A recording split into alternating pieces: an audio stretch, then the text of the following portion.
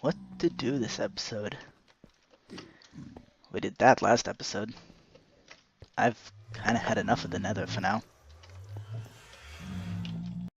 I really should take care of this, but I just don't feel like it today. Yeah, this needs work, but we've been too serious in the last few episodes.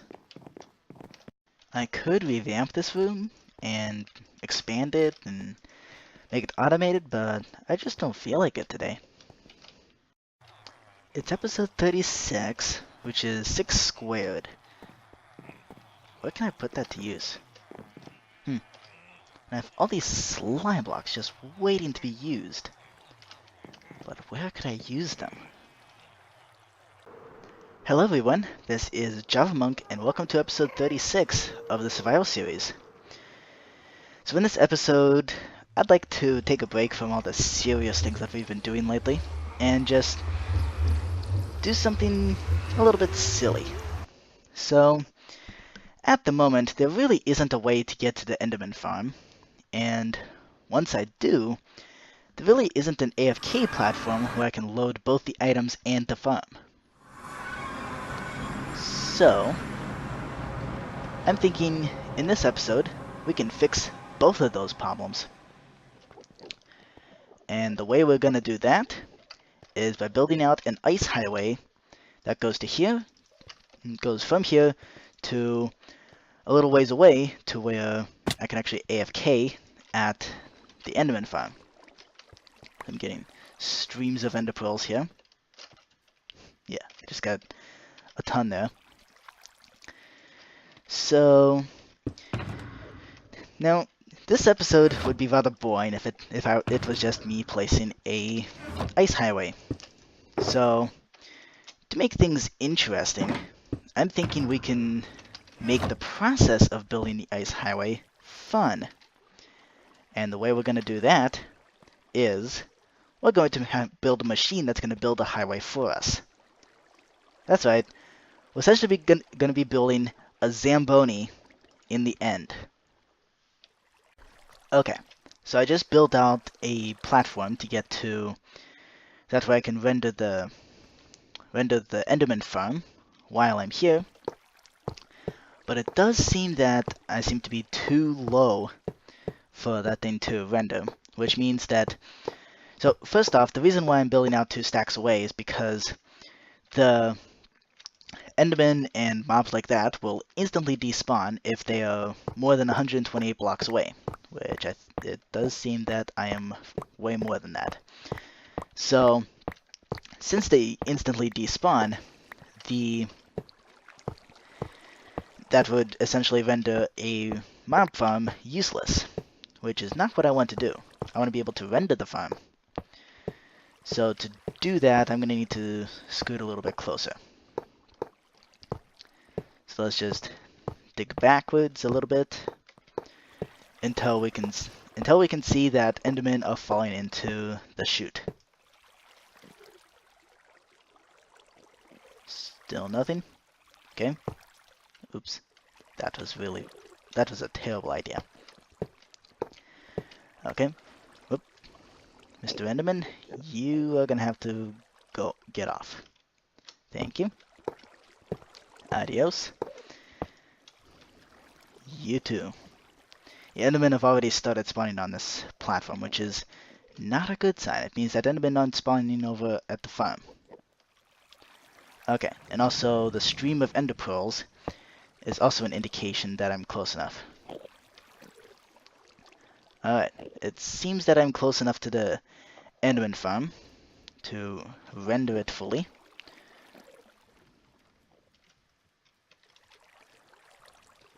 Although it doesn't seem to be rendering the mobs, but it does seem that... Yep, okay, I just saw an Enderman spawn up there.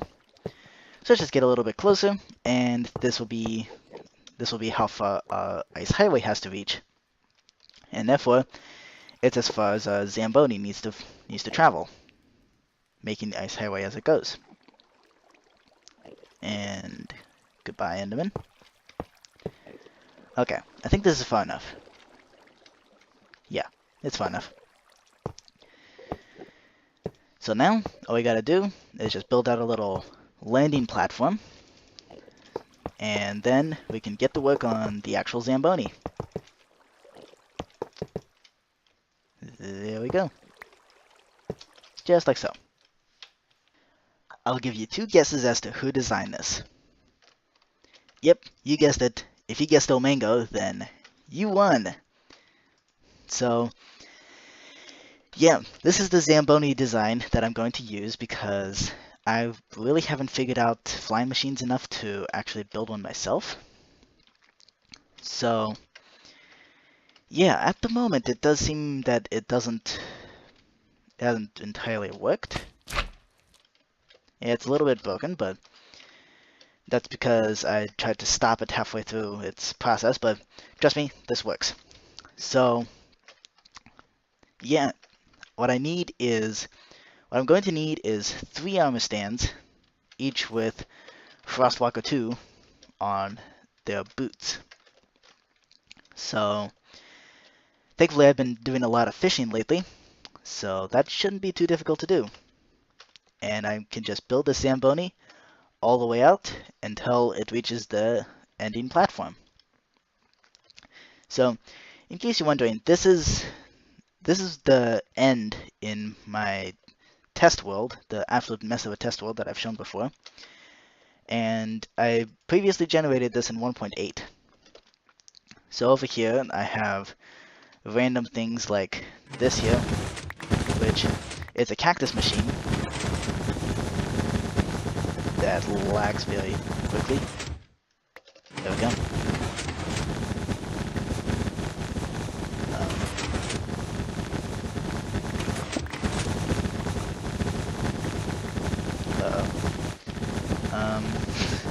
Whoops. I'm gonna have to crash my computer this way. Uh-oh. Not good. Stop! Thank you. Phew. Okay. That was almost a disaster. So, in case you couldn't tell, that was exploiting a bug where if you have a cactus block on a block that's not sand, it will realize that it's supposed to break, except it only it grows and breaks the block that it grows. So, but if I update it, then it works as usual. But if I do /set block with cactus, or if it generates naturally, such as in a mesa, where on top of something that's not sand, it will just spontaneously generate cacti. Over here I have a dragon egg, sand, and anvil duplicator. It works pretty well, except when I turn it off. So, this is what this area of the test world is really dedicated to. And also, I have another duplicator over here. Doesn't work very well. This is where I have a fish farm, and over here, a shulker farm based on spawners. Here we go. The idea originally came from Zumavoid, so he originally came up with the idea for the cacti to kill the shulkers. See? So shulkers immediately teleport to these stone blocks and then pop out and suffocate themselves, and the shulker shells are dropped. Now I'm not going to be building one of these farms in the survival world because shulker spawners in 1.12 are not survival obtainable. But anyway, we're going to be focusing on this. The Zamboni. I just built the coolest Zamboni ever made in Minecraft. Check this out. All I gotta do is get some flint and steel and update this piston. And then the magic starts happening. It essentially creates an ice highway for boats. So It uses frosted ice and armor stands with the Frostwalker enchanted boots. And as you can see, makes a very nice highway with guardrails and everything. And the cool thing is, anytime you like, you can just stop this. Just by placing an immovable block like that. And then you can start it up again by destroying that immovable block. It's easy. It's awesome. Unfortunately, it only works in the end, because frosted ice melts everywhere else unless it's night consistently. But it's cool nonetheless. Okay, all the necessary resources have just been gathered, so now I guess it's just time to build. And no, I'm not going to be showing it on camera because on a time lapse it'd just be too much action, and while I'm talking, I'm mostly going to be going off a tutorial because I honestly just don't trust myself to not screw this up. And if I do, the machines collapse in on themselves, and that would be bad. So let's get to it. Okay, progress update. We have one of the ice highway makers, the base platform creator. So I guess this is the first test to see if all this work has paid off. It's not going to create the guardrails just yet, but Ilmango recommends that I build out this platform a little bit, so that's what I'm going to do. Where's my flint and steel? There it is. Okay, here we go. I don't get how, but somehow I forgot just how much it sucked building flying machines in survival mode. But here we go.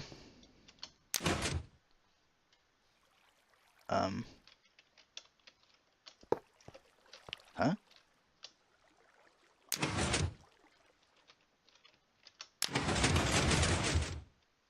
Okay. It seems to be working, I think. Whoop. Parkour, crap. I suck at parkour. Like, seriously stink at it. The fact that I failed that jump just... yeah, I absolutely suck at it. Okay. Ouch. Here we go. Here we go. Let's just build out this platform a little bit. And I'd say maybe a couple more flicks, and we should be good to go.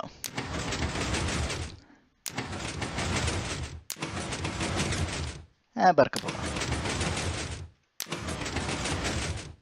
Okay, I think that's far enough. I think that's a big enough platform. So let's get to work on the rest of it. On the rest of the ice highway generator / Zamboni. Holy cow, lots has happened. So yeah, I moved this entire mechanism and all the ice that generated from it about 5 blocks to the right because it was getting in the way of this pathway here. And also, I came up with the idea that perhaps I could just fly this thing all the way out to the main end islands and just put a stop halfway through to get to the AFK platform for the Enderman farm. So that's the plan, and in order to do that, I had to move the machine 5 blocks to the right. That was painful, but I think it was worth it. All we have to do now is set this thing off. So we have 3 arm stands, each with Frostwalker boots. One of them is the Frostwalker boots that I had in episode 29 to put up all the frosted ice in the Ocean Monument. The other 2 are frosted ice that I got from the fishing. So I suppose it is time to just let this thing go and just let it go. Let the Zamboni fly. Here we go. Now, one thing I'm going to attempt is a third-person time-lapse of this with voiceover. because I'd like to talk about a few things that I haven't exactly had a chance to talk about much. So, okay. Ready? Whew, pretty nervous about this, but here goes. Uh-oh. Hey, would you look at that? It's narration. So, this is actually one of the first times I've ever tried to put in this sort of narration. So, this might not work out as well as I thought. There's two things I would like to talk about in this little time lapse. The first one being Thanksgiving. How was it? And if you don't celebrate Thanksgiving, how was last weekend? I really wanted to talk about it last episode, but I really didn't get a chance to. So this is really the only chance we have to talk about that.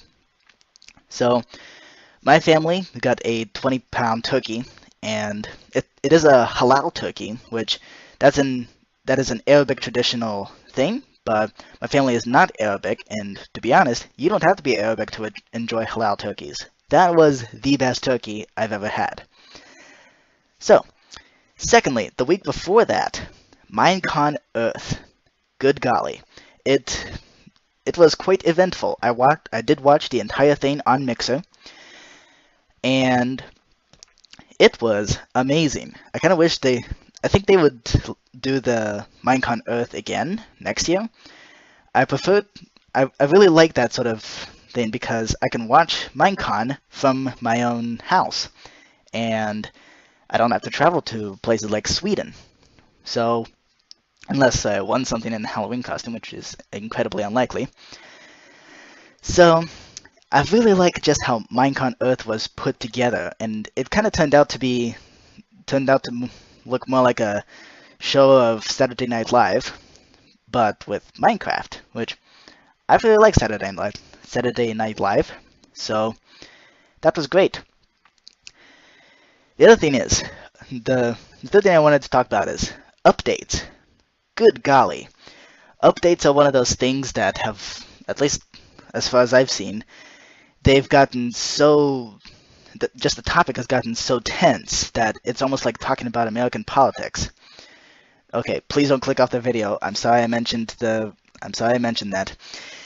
So, the update aquatic, or the aquatic update, that is super interesting. The dolphins, I'm not a big fan of the water physics change, especially going past the fences and all that stuff, because, to be honest, I'm worried about the signs, and that just seems a bit weird that they would do that, because that would break pretty much everything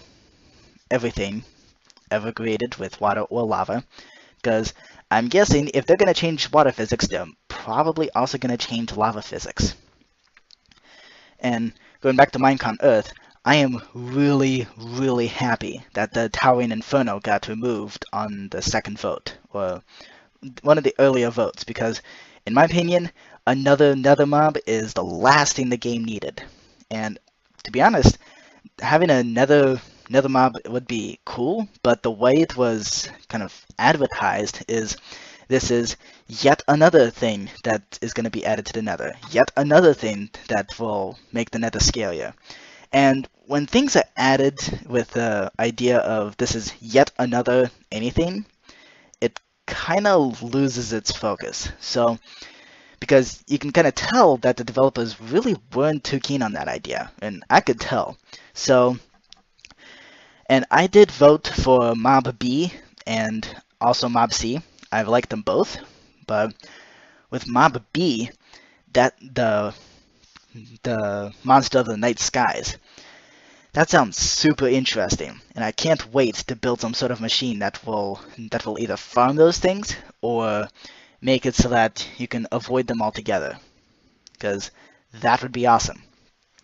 So the other thing is, I'm probably not too big in danger of being swarmed by Mob B, at least in this world, because I sleep pretty much every day, unless I'm in the nether or the end, which does worry me a little bit, because how would Mob B act in the nether or the end? Would it start attacking you as soon as you get back into the overworld? So, those are things that need to be cleared up. And if they don't appear in the Nether or the end at all, then I'm gonna move my fish farm to the end and move a whole bunch of other farms to the end because it would be way too dangerous and honestly too difficult to build a farm in the overworld at that point, at least an AFK one. So that's got to be dealt with. Next, updates. 1.13 snapshots are around the corner and coming fast, and I haven't played a single one of them. The reason is they are super buggy, and in fact, I really like how one of the announcements said that on a scale of 1 to 10, where 1 is stable and 1 is experimental and 10 is stable, that these snapshots are firm -5. So for that reason, I don't want to play the snapshots, and in fact, I don't even want to go into 1.13 until it is actually released. And possibly even not even go to 1.13 in this world anyway, at least until 1.14 comes around, because 1.14 has an official announcement date, sort of. Spring 2018, which is not that far away. That is maybe 4 months, and sometime in there 1.13 is going to come out. So since those two updates are going to come out pretty much right one after another, I really don't feel the drive to go updating to 1.13. So, and on top of that, 1.13 is going to break a lot of things. First off, as far as I've seen, dragon eggs breaking bedrock, gone. Fish farms where you go into full screen and go back out and make it seem that the button is held down, gone. A lot of other things, gone. So while bug blocks and colored trapdoors, colored buttons, and all that stuff, all that is useful, but I think I'd rather get that along with 1.14. The only reason I would go into 1.13 is for something in the future that I want to add, that I want to bring into the channel and start doing a mini-series on that. That being an adventure map. I would like to make a mini-series where I build an adventure map, and hopefully that'll work well. I haven't begun recording it at all, again because 1.13 has not come out, and I don't want to go into the snapshots because chances are things are gonna break, and that would just be painful. So I'm probably not going to be going into 1.13, at least in this world, until 1.14 comes around, at which point both 1.13 and 1.14 stuff merge together anyway, so no big deal there. And besides, there's tons of new content to be explored in 1.14, so that's what I'm thinking of doing. But in the meantime, for the next 4 months, we can do as much game-breaking stuff as we want to, because chances are that's going to break, that's going to fail upon 1.13 coming out. One of those being changing concrete powder colors. That's something that I've loved, and in fact, I've started work on episode 42, which it's going to be a special episode. Why? Well, the reason why is because I'm a huge Hitchhiker's Guide to the Galaxy fan, and if you don't know what that is, go read it. It's by Douglas Adams, and you've got time. It's episode 36, and episode 42 is gonna be when I find the answer to life, the universe, and everything. That's gonna be the special. So, and that uses various techniques such as zero taking, and the project I'm planning out and have been planning out for the last month uses things like zero taking, changing colors, dragon eggs, breaking bedrock, maybe not that, but a whole bunch of stuff that's going to definitely break in 1.13. So I'm going to exploit it as much as possible in episode 42. So that's what's happening. So we got the adventure map mini-series coming on, and upon 1.13 coming along. This YouTube survival series is not updating to 1.13, but will instead update to 1.14 once it comes out. And once once update 1.14 comes around, we're going to have to fix a lot of things. But until then, we're going to break the game as much as we possibly can. So, I hope you enjoyed this narration, and it looks like the Zamboni is about to reach the outer end islands. So, thank you for watching and listening. I hope you found this entertaining. I may do this again. Thank you. That went really well. The Zamboni worked beautifully. Perfectly, in fact. Holy smokes. So we now have almost a 1,000 block long ice highway. Now the trick is dismantling this machine and also not breaking any of these frosted ice blocks, because if I do, this entire highway basically dismantles itself, or turns into water. And here is the machine that brought me all the way out here to the end back in episode 25. So, would you look at that? We now have a boat. Okay. So we dug out this little staircase back in episode 25, but now that we have this Zamboni that brought us all the way out here, and we now have an ice highway out here, we really need to put up an entrance up here. Like a proper entrance. But first, let's test this thing out. Oh yeah. This is awesome. The entire ice highway. The 1,000 blocks of ice highway. That was traversed by the Zamboni in about 20 minutes. Can now be traversed in just maybe 5. In fact, that took barely a minute to get to the Enderman farm. Whoop. Better get out of the boat before I lose it, because there's no guardrails over here for about 10 blocks, and there are no guardrails on the other side for another 10 blocks. So those still got to be put in, but now we can put in a stop for the AFK platform, which that'll be a little bit difficult to do because you can't break any of these frosted ice blocks. Well, at least I don't exactly want to, because it might dismantle itself, but that is a successful episode right there. That is really all I had planned. So now that we have this massive ice highway completed, I think that is going to do it for this episode. So I hope you enjoyed. I hope you enjoyed the time lapse as well with the voiceover. I'll see if I can do that some more. And however, I haven't edited together the voiceover just yet, so it might not work. So if there wasn't the voiceover, I hope you enjoyed the time lapse anyway. But thank you for watching. I'm gonna get back to AFK fishing, especially after a creeper came in and blew this up. There we go. I will see you next episode and next Saturday. Bye.